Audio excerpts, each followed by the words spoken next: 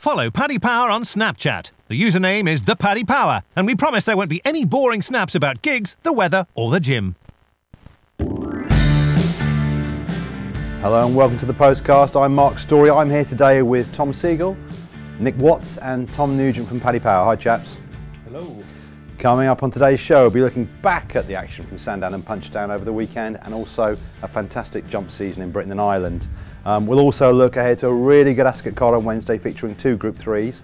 But first we'll preview the Guineas weekend at Newmarket.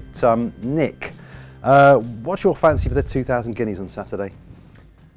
I think because the way the weather's been over the winter and spring, we've had this horrible, wet, disgusting winter. It's come back again this week. Anyone who's been on the eastern half of the country is, it's wet, windy, horrible, miserable. I don't think the Colts and the Fillies at this very, very early stage of the season, half of them aren't going to know whether they're coming or going.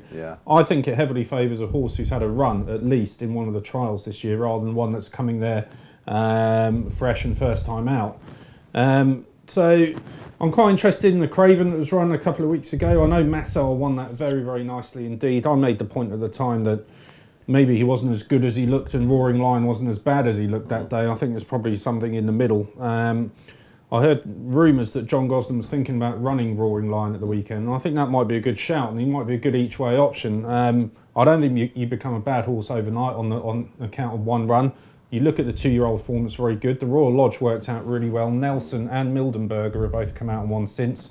And if you fancy Saxon Warrior, then Roaring Lion is right there on the Racing Post Trophy run. So if Gosden runs him, it's a big vote of confidence. And, like I said, on a more general level, I would be favouring anything that's had a run this weekend in the 2 classics over something that's coming there without a run.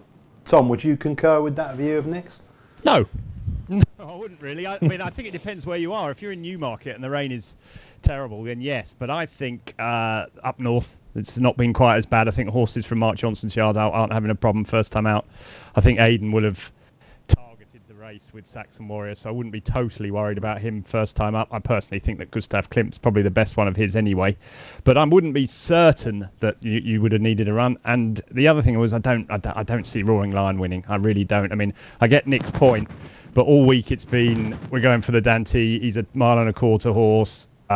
All the horses don't lose their trials by 10 lengths and win Guineas very often, so I wouldn't really fancy him. I'm not sure. I'm where I do agree with Nick, because I don't think Massar. I love Massar as a horse, but I think he might have reached his bottom of his price now, around 5 to 1. I think it's totally wide open myself. I actually think Gustav Klimt might win, but on form you can't fancy him because he beat 3 stable mates and a horse rated 93. Alarcam is the one that interests me still. I still think there might be a bit of juice in his price. I think he might drift a bit on the weekend. And I just think there's something about him that I like, and the vibe. And I just every time they're interviewed, the Johnson lot, they're always just they just think he's going to win. I get the impression. I just think they think he's really good. And every time they've won the Guineas, it's been with a horse first time out. They prepared him specifically for the race.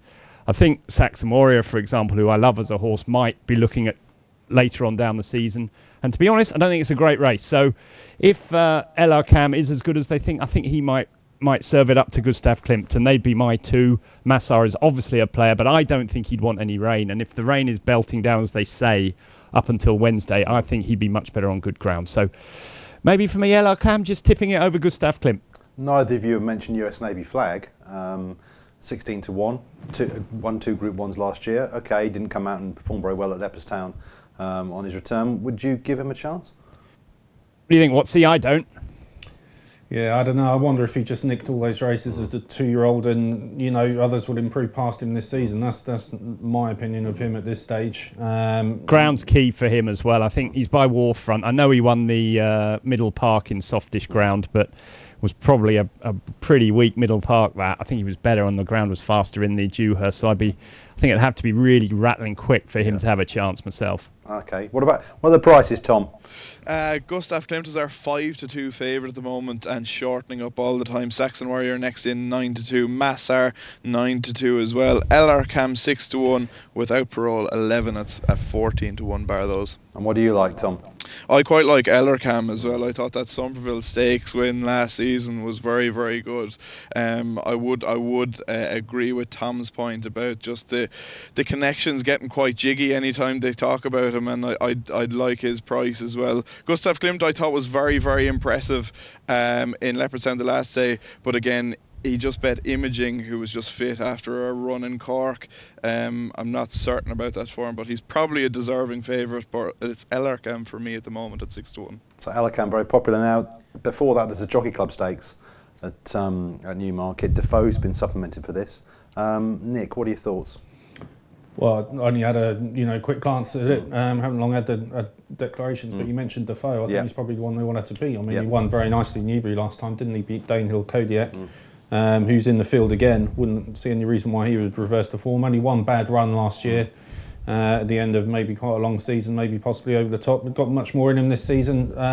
He's the one they will have to beat, I think. Any thoughts, gents? Yeah, it's interesting, Mark. I think Defoe will be odds on. I think he's going to be impossible to beat. I think he's a really good horse. The point I would make is how good last year's St. Ledger was. I know Defoe didn't run his race, but Capri came out with a Group 1 penalty and won. Crystal Ocean's come out and won. Defoe's come out and won. Rekindling went and won the Melbourne Cup. I think we all sit there and sort of say the St. Ledger's had its day. I think last year's race was tremendous. I think it was as good a renewal as I can remember. And I'm quite old now, so I can remember a few. And I'd love to see Defoe come out, or Count Octave's in there. Count Octave was 6th in the Ledger. He came back and won at Wolverhampton the other day too. I'd just like to make the point that the St. Ledger was a really, really good race, and I think we need to keep races up in the limelight, because I'm so bored of these sprinters. I really am. All we ever talk about in this country are these stupid sprints, the Commonwealth Cup and the King's Stand, but the St. Ledger's a proper race, and I think last year we had a proper race, and I'd love to see Defoe go in again and then maybe go on to the Coronation Cup and give Van Abel something to think about. Why are they stupid sprints, Tom? It's just that we've decided to base our pedigree and our breeding industry on sprinters. Right. We've got so many of those sprint sires. Dark Angel, lovely, great sires, done incredibly well, but we're taking 2-year-olds off to stud at the age, after their 2-year-old year, and we're breeding 200 horses from 2-year-olds that we never have any good, and we've only got 3 or 4 proper stallions over middle distances. Consequently, that's why Godolphin, Ballydoyle have been able to dominate, because they've got Galileo. No one else has been able to compete with them. Occasionally the Dubawis can come in there and give them a race, but most of the time everyone else has got these sprint sires, and therefore the staying races are much weaker than they should be, which is why I was pointing out that the St. Ledger was such a good race last year, because that's what we need. Yeah. They're the proper races. They're the proper flat races, not the sprints. The proper races are the Derbies and the Guineas and the Ledgers and the races that made the flat racing what it was, and I wish we could get back to them being the best races. And the next item on the agenda is the Palace House Stakes. Hey, come on, no. Tom, take it away. What do you think? What do you think, Tom? Am I right or wrong? I think you're, in terms of the staying ranks, I think you're dead right. I think the tide is turning. I think the breeding industry is very conscious of this, and the tide is turning in terms of prize money lately. A load of those staying handicaps have got a kick with a bit more prize money, and as well you've got that stay-in series, whatever you call it, bonus. It's £1 million there now. So I think that they are conscious of it. But you see, the thing about flat breeding is everyone wants the quick buck. You take a 2-year-old Group 1 winning 2-year-old off the sudden, all of a sudden you're getting a right few quid in the door. It's very hard to resist that. So it's a delicately poised thing at the moment, but I think the tide is turning. Now we got this. What's this Palace House we got to look at? Come on, Watsy, take it away. Are we moving on to that? Yeah, come on. I had Havana Grey written down. Again, just a quick glance before I came in, but only one poor run as a 2-year-old last season in Norfolk. Otherwise, he was excellent, wasn't he? And good seconds in I think it was the Pre-Morning and Flying Childers. He could be a real star this season as a 3-year-old. But again, like I said, it's just an early look at this stage. But that was the name that caught my eye. Yeah, like him. He's good, isn't he? He's very fast. I think 3-year-olds, what do we think? Do they have a good chance in this race? I know you go back a few years and Henry Candy won it with a 3-year-old a few years. I can't remember what it was called. A More Proper, I think it was called. And so over the years, they've not done so well in this, but I don't think it's a great race. And I agree with Watsy. I think Havana Gold could be a good horse this year. Paddy Power, Tom? Just interesting to see what price Mab's Cross goes up for a show. Just on the he could be an improver in the race, and he might be an each way price. But we'll see what price he goes up. It's not up just yet. Okay, gents, it's competition time. Every week we give you the chance to win a £25 or €25 free bet from Paddy Power. To be in with a chance of winning this week, simply tweet your answer to the following question using the hashtag Postcast, and we'll announce the winner on Friday's show. The question is, who was crowned Irish champion trainer at Punchestown last week? I'll repeat that one. Who was crowned Irish champion trainer at Punchestown last week? Success ain't earned, it's bought. That's why at Paddy Power, we paid the big bucks for the best tech nerds in the world to develop our new, fastest ever app. Download the new app from the App Store or Play Store now. 18+, begambleaware.org. Well, the action comes thick and fast at Newmarket on Sunday, where we've got the 1,000 guineas. What's everyone's fancy? Nick, what do you like for the 1,000 guineas? I've got to confess, I was put on to this a bit by Tom to start with, but I Can Fly. I've been looking through her back performances and watched her performance again and again in the trial. And I thought it was quite a good run, encouraging run first time out, bearing in mind the way Aidan's come on from run to run to run.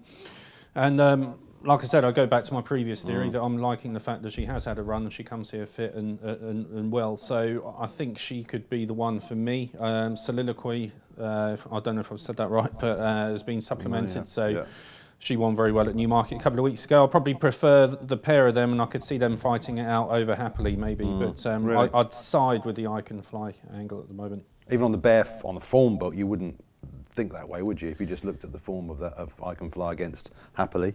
No, not necessarily, but I thought there's plenty to take from that debut run, and there's a few of Aidan's in days gone by, Homecoming Queen, the likes of those who just come on massively for the opening winter last year. Just guessing what's going to happen rather than what has happened looking back. Tom, what do you think? I'm going to sort of change my tune here and think that Nick might be onto something with having had a run. I think it's very much more important for the fillies than the colts. I think over the years, if you look back through Aidan's winners of this race, I think Only Minding is the only one that's come without having a run. Now, she was exceptional, and Happy's form when she beat Olmedo and Massar is exceptional too. So she could easily be that good. But I, like Nick, in the fillies race, would prefer a horse that had a run. And therefore, I like I Can Fly, as I say. On form, she's got plenty to find. I think the sort of the one that's gone under the radar for me is the Dubawi filly of Richard Hannon's, Anna Nerium, that won the free handicap. She won it in a quicker time than Soliloquy. She was very strong at the finish. I think just because she was a 25-1 shot that day, sort of people have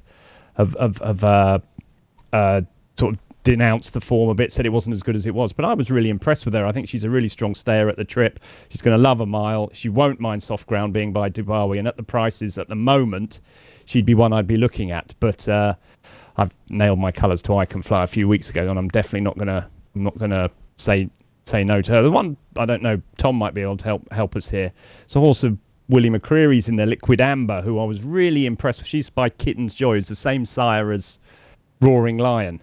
And I noticed he kept her in there at the last stage today, and she was really impressive when she won her Group 3. Was it last year? She won a Curragh Group 3 by 5 lengths from a few of Aidan's, including Bye Bye Birdie, who's in there. And I think she's going to be better over further. But I just thought it was interesting that she was in there, and she's a big price. So I'll be having a look at her. She goes against the theory of having had a run, and I wonder whether she might be getting ready for the Oaks. But she's definitely an interesting filly to have a look at.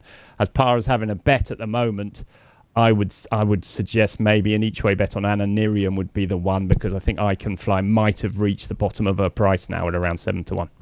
Tom, what are your thoughts? Yeah, just on Tom's point about Liquid Amber, she won the Flame of Tara Stakes up to Curragh, which is a Group 3, and she run it really well. She bet Ballet Shoes by, I think, 4 or 5 lengths, I think it was. But she is a 20-1 shot at the moment, and she is definitely an each way bet, I would say. Although I'm going to be slightly more predictable with my other selection. I really fancy Happily at the top of the market. She's a dual Group 1 winning 2-year-old, and the the lads make a good point about a filly having a run before coming into their 3-year-old, or having a tilt at the Classic, say. But I gave up doubting Aidan O'Brien a long time ago, and at 9-4 I think she's a fair bet, and she's a lot better than these at the moment. I think she's a lot better than these. And what's the rest of you betting on the race? So Happily is 9-4, Wild Illusion 7-1, I Can Fly is also 7s alongside Soliloquy, 10-1 Lawrence, 12s Ananerium, and 14-1 Bar. Any thoughts on the Dahlia Stakes, Nick? Not really, just I saw Waheda entered. She's, again, names just catch my eye. Waheda was the early one, obviously won at the Breeders' Cup last time she was seen. She's a very good filly. So, you know, Godolphin obviously started the season with a bang, so she would be the one at the top of my list. But again, it's early days, cursory look, Anything else, chaps, you want to pick out from the weekend? I'd say Elegant Pose might go up a big price in that Dahlia Stakes. She was placed in a Group 3 in Naas the last day. She travelled into it really well, and that was her first run of the season. Gerlines is no mug. She wouldn't be going over for the crack.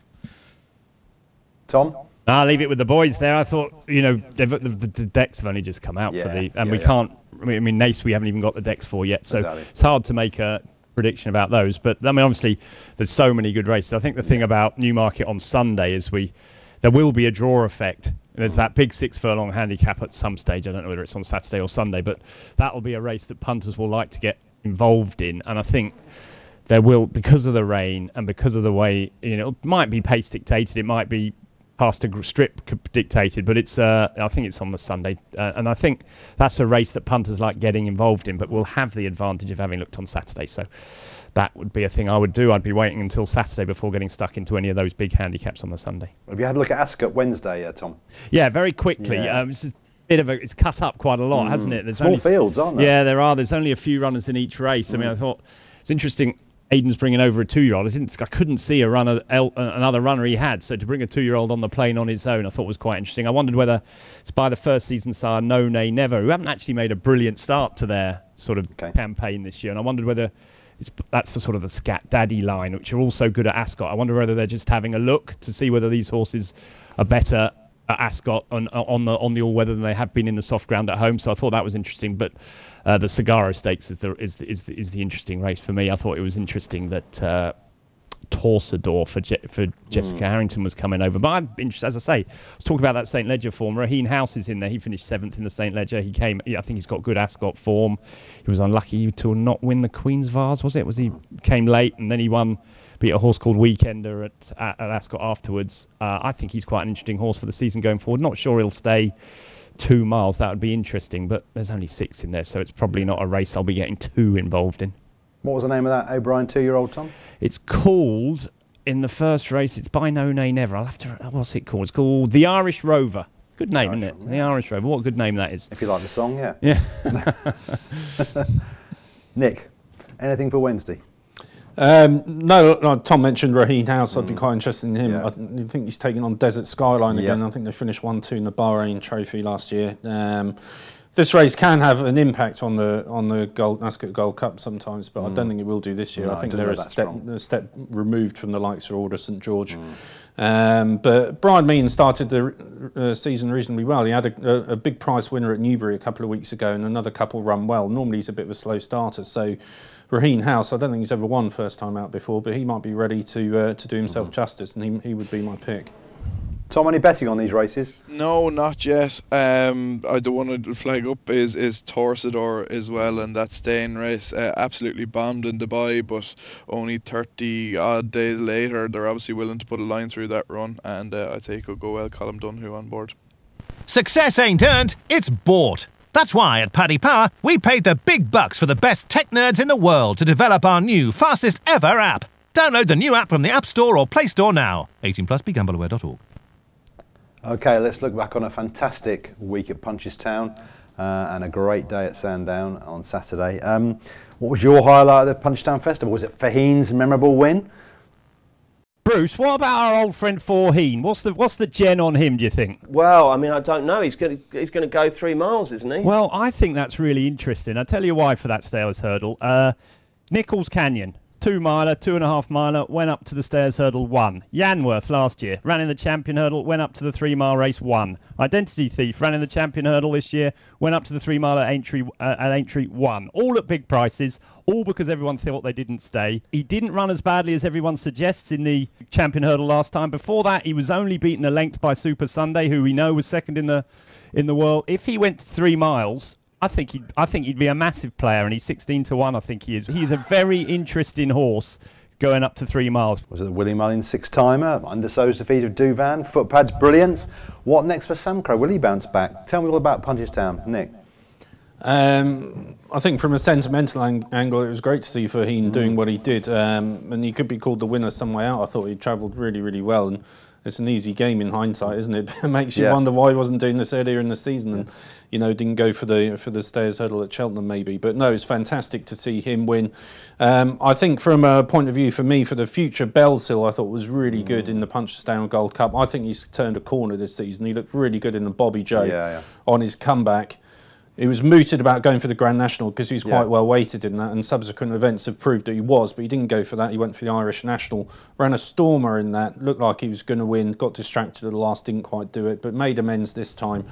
And he's a really interesting horse, this, because if you look back to his Cheltenham record, it's actually quite poor. He's been to the festival 3 times.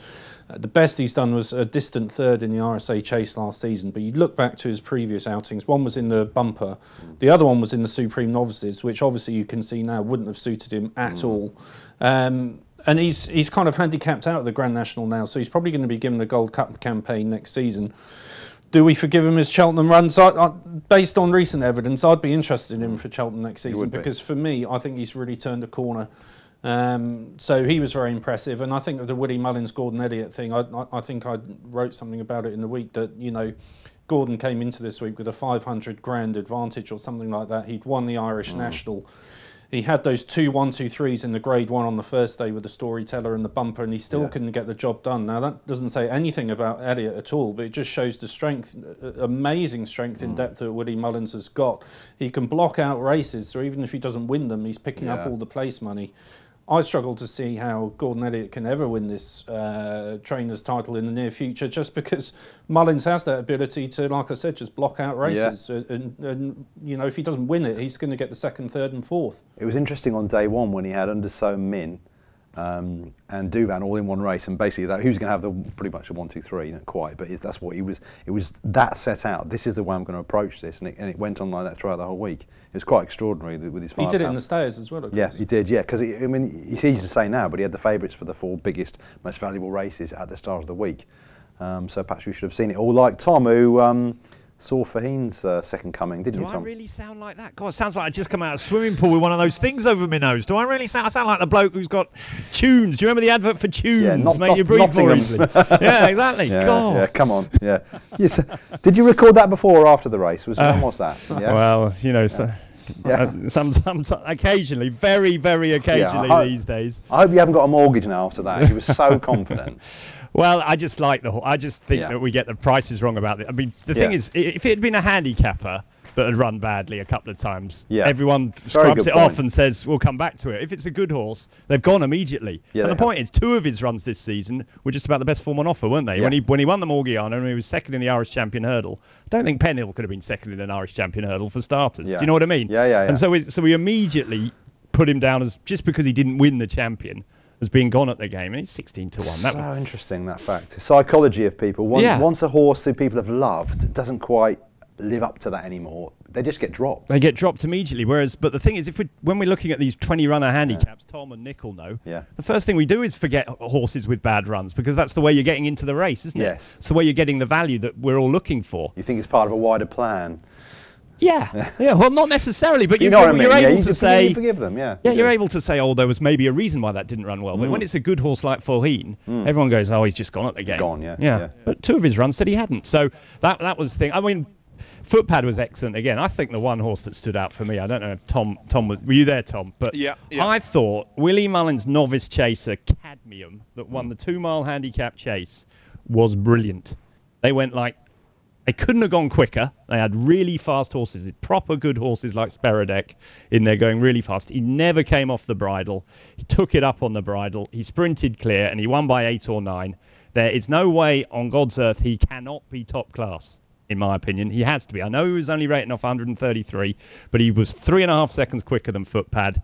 He is a sensationally good horse, and I think if they ran against him now, I think that would be the one horse that could give Footpad a race from the novices of this season. So going forward to next season, I don't know what he'll be rated. Probably go up a stone. I think 147, if that's what he is, it'll still be a stone and a half too low. I think he'll end up running in the champion chase of the JLT, and I think he's going to be really, really good. So he was the horse that most caught my eye from the whole Punchestown Festival. I couldn't believe how well he travelled through that race, and I think he's really excellent. What about Bell's Hill, Tom? Did you like Bell's Hill's performance? I do like Bell's Hill, but Nick's made the point there. Where are we going to back him to win something? Because if he doesn't like Cheltenham and he's never, and I just watched the race against Mike Bite the other day, in the RSA last year, and he couldn't get anywhere near him, to be honest.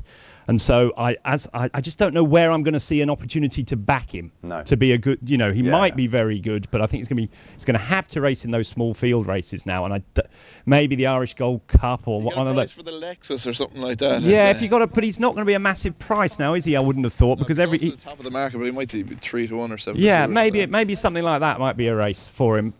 But I wouldn't give up on. I think the ground might have been a bit too slow for Road to Respect. I thought he might come back and win a race like that on good ground. But yeah, I like Nick says. I think Bell's Hill's very good. I think I like about him is the fact that he does nothing when he hits the front. That's what happened in the Irish National, wasn't it? He was just mucking about, and the same happened here. He looked like he was going to win by 112 lengths, and he sort of scrambled home at the end. And I think that's just because he just does nothing in front. So that's always a great sign for a horse with plenty left. So I like him too, but just don't know where I'm going to see a chance to make that sort of assumption pay off. Now, did we learn anything about Samcro at Punchestown? Fell 3 out. I didn't know. I don't know what to say. It's a tricky one, isn't it? I thought Mellon was beat. That's for sure. I thought he was flat to the boards, but Samcro, I don't know. I'd love to see him have them training for the champion. I think he needs another crack at it, doesn't he? I just don't know what to say. He just fell over, didn't he? Paddy Power, Tom? Yeah, for Samcro, he just fell. It's simple as that. I wouldn't read into it too much. I'd be very surprised if they stuck hurdling with him though. Just given connections, given what the O'Learys want. They want chasers, they want staying chasers. They want to win Gold Cups basically, and they're going to try and make a Gold Cup horse out of this lad, you'd imagine. And he will be very exciting going over fences. Like, let's not forget, just because he fell in a Punchestown champion hurdle doesn't make him kind of only mediocre in open company. He's a novice running against open class horses. He will be much, much better in next year when he goes novice chasing, and again the following year when he's chasing in open company. Now I'm guessing. I'd be surprised if they went for a champion hurdle, Tom, would you? Yeah, I would. To be honest, I think they'll go for the Arkle with him. I think that's just the thing people do these days, isn't it? Look at Altior. We all sat here this time 2 or 3 years ago saying it's got to be win the champion hurdle by miles, and they went straight chasing with him. So my guess is that's what they'll do with Samcro. That's what I'd do. I think go to the Arkle, try and win the Arkle with him. Well, Punchestown was also marked by the retirements of Nina Carberry and Katie Walsh. Gents, what are their highlights from their career? What would you pick out as their stellar moments? For me, one for Nina Carberry was when she won her first Cheltenham Festival race, I think on Dabby Rune for Paul Nolan, because she was still an emerging force in those days. Not maybe quite the finished article, but what? So you must have backed this. For you to remember that, you must have had your fortune on that. I might have had a few shillings on it, but the way she came through down the outside, he's so many times, and she gave it a little twirl of her whip on the running. You've got it on video. I know. I've seen it 30,000 times. Yeah, comes back from the pub and watches that. It's definitely got to be Dabby Rune, absolutely, without a shadow of a doubt. For Katie Walsh, how she managed to con Thunder and Roses into winning an Irish National, one of the toughest races on the calendar, was something to behold. Because if you look back through this horse's form figures, there's more letters than numbers. He's a horrible ride. He's not a very good jumper. So for Katie to win the Irish National on that horse, it must have been some superlative effort. So happy retirement to both. Yeah, it's Dabby Rune and Thunder and Roses for me. Tom? I was lucky enough to do a few Cheltenham previews with both of them. Yeah. And the first thing I'll say about them both is that they were incredibly knowledgeable. They were both incredibly on the ball about form, about the needs of certain horses, about the tracks they were riding. You know, this is what I stood out from. I go to a lot of those things and do a lot of those things. And very few of the participants actually make an impression on me because they don't want to think about that because they've got things to happen the next day. They're riding all the time. But both Nina and Katie were so extremely professional in everything they did and were great fun as well. I have to say they were both incredibly funny, taking the mickey out of me from start to finish. But I thought that was what stood out for me for both of them, is that they were just proper professional jockeys, and they were as good as anyone. Tom? Yeah, I just echoed the lads there. They're two absolutely mighty women and mighty competitors as well. I think any sport would be very, very proud to have them as ambassadors, and I think Irish racing is very lucky to have had two women represent them in such a fashion. Again, Katie, Thunder and Rose was absolutely amazing, and Nina, like there's so many for the two of them. Nina, for me, my favourite moment with Nina, or moments rather, she had a close association with Enda Bulger, of course, and on the fringe winning the double treble. Now Jamie Codd rode him the second time in Aintree, but he won the double treble, winning the Cheltenham, Aintree and Punchestown Fox Hunter chases, and she rode him 5 of the 6 occasions. That'll be one of the associations that'll stick out in my mind for Nina Carberry. But not Dabaroon, Tom. Not Dabaroon, no. I wouldn't go as niche as Nick Watts now, but no, a very, very happy retirement to the two ladies. Yeah. They're great. Now, while all that was going on at Sandown, Step Back was winning very impressively in the Bet365 Gold Cup. Was it as good as it looks, Tom?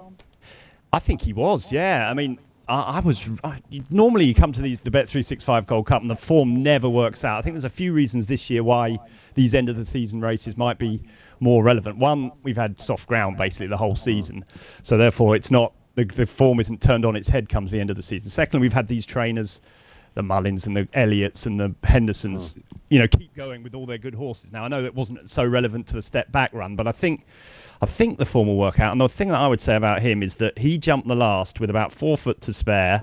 He stormed up the hill. He went from 3 lengths in front to 13 lengths in front, and he jig-jogged all the way back to the winner's enclosure. Yeah. There is no way that was a tired horse in any stretch of the imagination. Now, whether he will ever get a scenario as well as the one at Sandown on Saturday, I don't know. But what you can say, he's had 4 runs. He's won a competitive handicap by 13 lengths. He's going to go up a stone.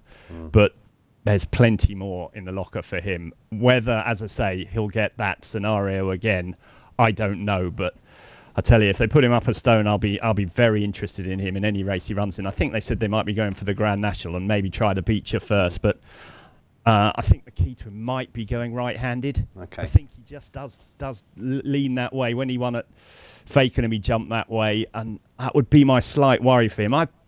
Something at Punchestown or something like that, or the race again next year would be where I would. But he's definitely a massive stayer, and when you're a massive stayer like him, you can win lots of races. You sound like a man who tipped this horse. It wasn't quite a Dabaroon moment, I can assure you. I haven't got it on video. Can we hear this again? Can we hear last week's clip? It'd be quite nice. What about Step Back? He's going to be about 20 to 1, 14 to 1, something like that. He's a horse trained by Mark Bradstock of Coney fame. He was 3rd in a race at Sandown not long ago on soft ground, but he came out last time at Fakenham and won by 20 lengths. He just looks like the type of horse that's getting better, and what he is going to do is relish the step up in trip. So at the moment, he's number 52 on the list, but he's got a long way to go to get in, but there's so many up the top there that ran on Saturday. He might well get in, and if he gets in, I'd be very interested in him Step Back. Interesting. That was last week, believe it or not. It's true. Nick, do you like Step Back? I mean, a lot of these horses that win the Bet365, they often don't do anything afterwards, do they? No, they don't. But I think this is a Bet365 with a difference. Okay. It was similar-ish to the Gold Cup in a way, in that Step Back and Rock the Casbah came clear from quite a long way out, and nothing else really got into it. I'm used to like special cargo type finishes when something comes flying from like a fence behind at Sandown and goes on and wins up the hill in a tight finish. This was anything but. It was the complete opposite. Those two dominated throughout the final circuit, and then as we came to the last, and after the last, it was Step Back who went out on his own and won easily. So yeah, I could easily see the form working out. as Tom alluded to, you know, it's harder to know next year as to when we're going to get the chance to back him or for what races. But, you know, it's nice for the Bradstocks with Coneygree coming into the end of his career to have not maybe one in his class, but another nice horse to go to war with. And, yeah, hats off to them and well done to Tom. It was a good find. Was there anything else on the card on Saturday that impressed you? Obviously, Altior won quite nicely. Well, Altior was really interesting because in the interview with Nico de Boinville, the boys were saying, you know, what about this horse up in trip? Because he seems like such a strong stayer at 2 miles. And Nico de Boinville was very dismissive of it, saying, you know, if you've got a good 2 miler and as good as he is, why would you ever want to do anything more? Yeah. And, you know, obviously he's got Mike Bites, so he's got a vested interest in maybe keeping them apart. But so I see Altior going on a similar trajectory next season as he did this season. I just hope that Willie Mullins, he said that Footpad might stretch out in trip next season. I don't really want to see that. I want to see Footpad and Altior racing against each other. That's what we all want to do. And we might not get it until next March because these things never materialise. But I'd love to see Footpad stay at the minimum trip, Altior do the same, and then they both race against each other. Chaps, you looking forward to that? Yeah, looking forward to that though. As for a sort of a horse, I'm really. Anyone know anything about this horse called Backbow? I thought he ran a good race. I thought he ran a good race in the bumper. Anyone know anything about that, Tom? Haven't a clue what you're talking about.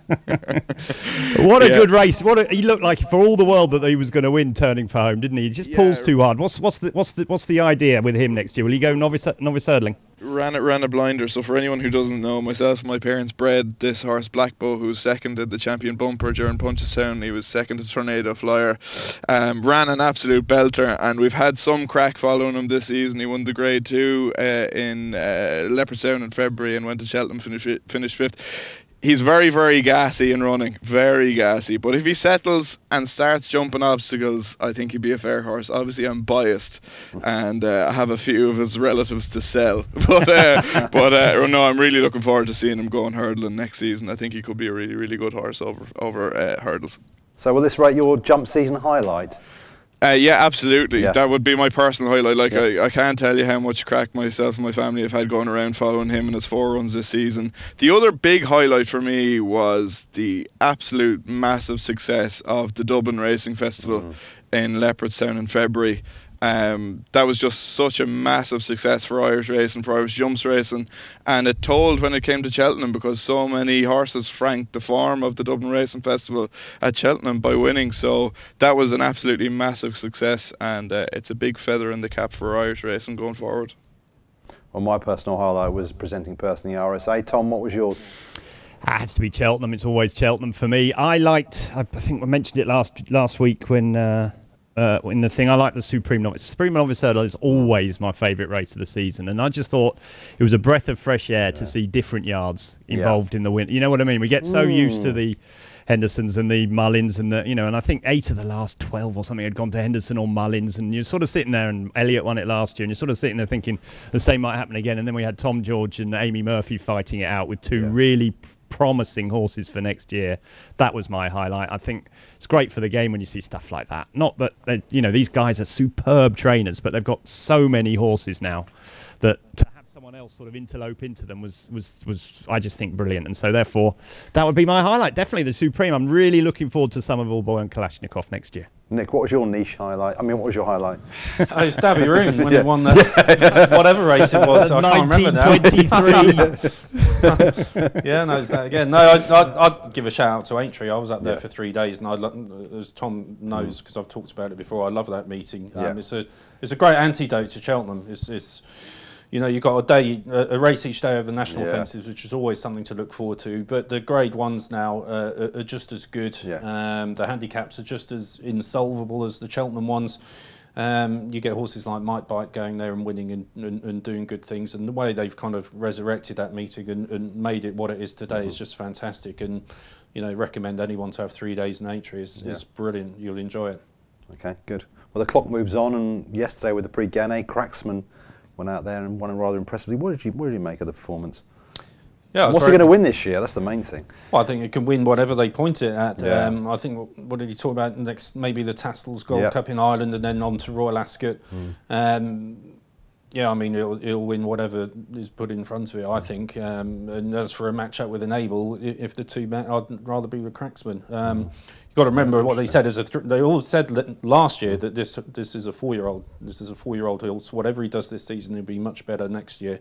We've got to next year. He's won the Prix Guineas in scintillating fashion. I'm sure he's going to carry on, and he's a joy to watch. Cracksman better than Enable, Tom?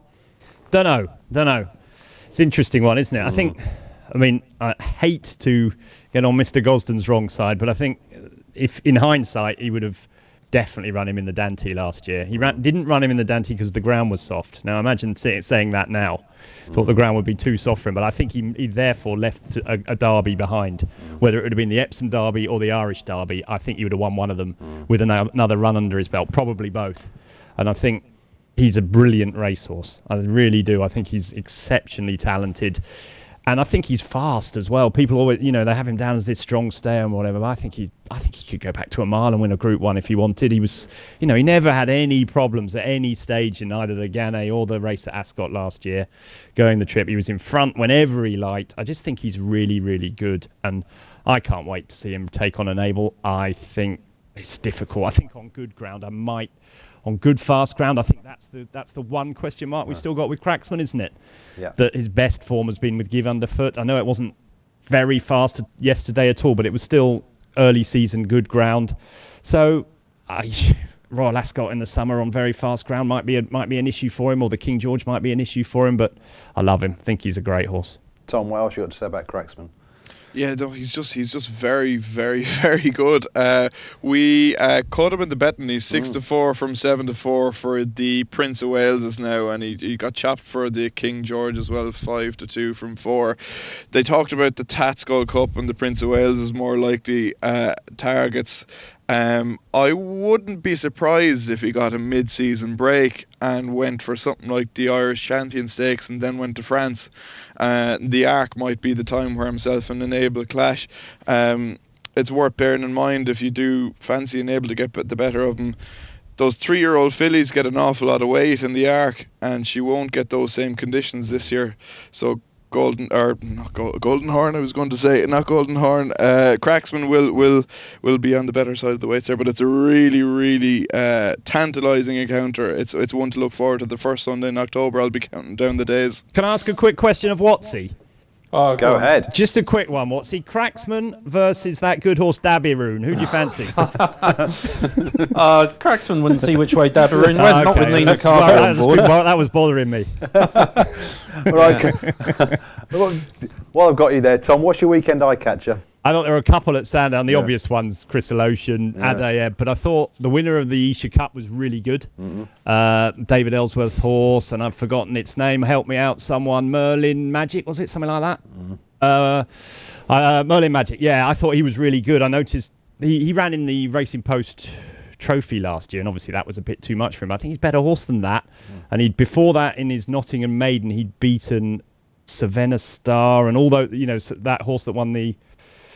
Is it Savannah Star? Yeah, the one that won the Classic Trial. I thought he was really quite impressive that day. And the other one would be the filly in the sort of novice race at the end of the season. This is always a good race. That 1.5 miles used to be a maiden. Now it's a novice race. And I know Gosden had one in their High Garden that he was thinking of running in the as an Oaks filly. And Crystal Hope of Sir Michael Stout's sort of did everything wrong and then just sprinted up the outside and won by 3 lengths. I thought she was really impressive. She's got to be group class. My guess is she'll end up running in a trial and maybe be supplemented into the Oaks. I don't think she's got an entry at the moment. Maybe she has, maybe she hasn't. But she's by Nathaniel. They stay very well. So my 2 to follow would be Merlin Magic and Crystal Hope. Tom? I thought Equus Amadeus ran a really good race, and the opener at Sandown in behind that a near suede horse called Ballymoy. I thought he ran a really nice race for Tom Lacey, finishing 3rd, and I'd be very keen to keep an eye on where he was to end up next. I still think he's well handicapped. There's a horse at Haydock of Tom Daskin's called Proschema or Proshima. Won very, very nicely indeed. He's got high hopes for it. I think it might be entered in the Dante. It might be going somewhere like that, some kind of Derby trial next. Yeah, I mean, you don't normally associate Tom Daskin with Derby type horses, but there's no reason why he can't have one. very good trainer, and yeah, won very, very nicely at the weekend. So Proschema or Proschema, I don't know how you pronounce it, but he was very good. Well, that's all we've got time for today. Thank you, Nick. Thank you, Tom. Thank you, Tom. If you enjoy listening to these postcasts, please rate, review and subscribe on iTunes. Follow Paddy Power on Snapchat. The username is ThePaddyPower, and we promise there won't be any boring snaps about gigs, the weather or the gym.